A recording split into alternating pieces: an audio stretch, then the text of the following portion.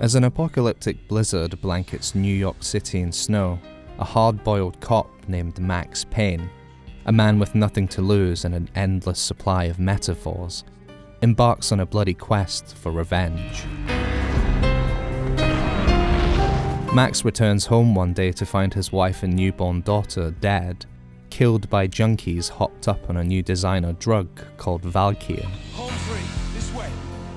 3 years later, he's with the DEA, working deep undercover inside the Punchinello crime family, the biggest Valkyrie trafficker in the city.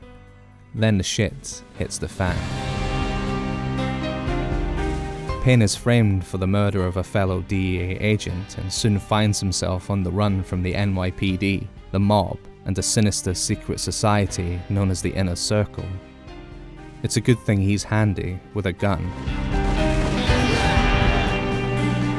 Released on PC in 2001 and developed by Remedy Entertainment, Max Payne was one of the first games to make a feature out of bullet time, the effect popularized by The Matrix, which had become a phenomenon 2 years earlier.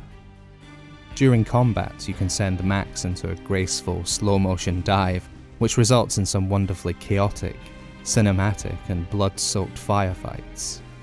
Diving into a room and wiping out an entire group of armed goons in a single flurry of bullets, grenades and molotovs exploding theatrically around you, is immensely satisfying, and still looks impossibly cool nearly 20 years later. It almost feels like a puzzle game at times, figuring out the most efficient, ruthless way to clear a room based on the weapons you're carrying, where the enemies are placed, and how full or empty your bullet time meter is. Bullet time is a resource in Max Payne, and managing it is key to surviving its many challenging combat set pieces. A regular enemy can obliterate your health bar with one carefully placed shotgun blast, so you really have to think before you shoot. There's nothing more embarrassing than charging into a room, realizing you don't have any bullet time left, then eating a face full of lead. The enemy AI isn't particularly smart, but these wisecracking gangster thugs with their hilariously over-the-top New Jersey accents make for entertaining cannon fodder. Most battles are over in seconds, a fury of muzzle flashes, then quiet, the sound of empty shell casings hitting the floor and maybe a dry one-liner from Max. The weapons feel great too, from the deadly rattle of the dual Ingram machine pistols to the brutal punch of the pump-action shotgun, which sends enemies flying back. But there's more to the game than just slow-motion violence. Max Payne is not shy about its influences, whether it's Pulp Fiction, what the hell? John Woo movies, classic film noir, Twin Peaks. The flamingo speaks. He can speak here. It says, "There's no content television."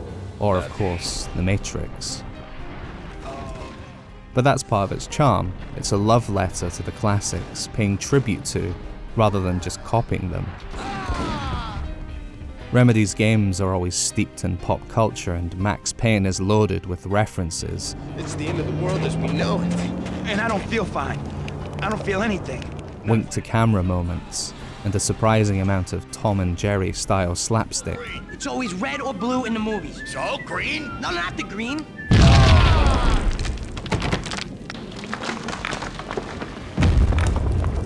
It could have easily been a pretentious, straight-faced crime story, but writer Sam Lake's knack for the weird gives Max Payne a distinctively idiosyncratic personality. From the very first moment we met, upon that distant forest path, there has been sunlight in the autumn leaves blazing like the colors of your hair. Max is played brilliantly by actor James McCaffrey, who brings a whiskey-soaked gravity to Lake's dialogue. A brooding underdog avenger alone against an empire of evil, out to right a grave injustice.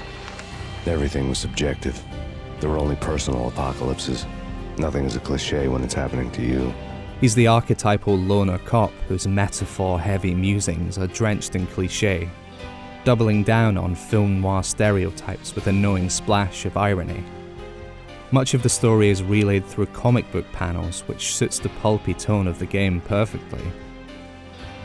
The game also delights in breaking genre and exploring more esoteric subject matter, including Norse mythology and the occult. And what begins as a fairly straightforward revenge tale soon veers into stranger territory, including surreal, interactive dream sequences that are admittedly not that much fun to play, but genuinely unsettling.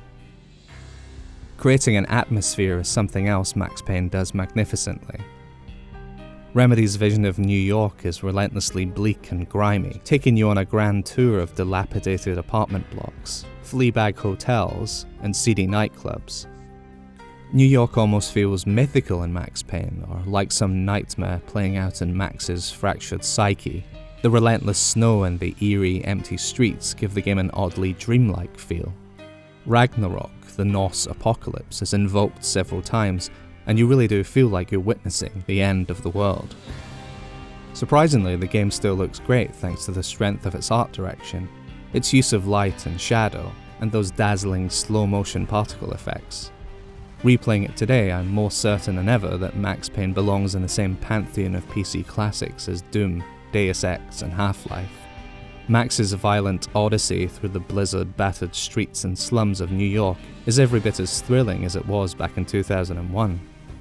And time has not dulled the game's sense of humour, attention to detail, and gloriously cinematic combat.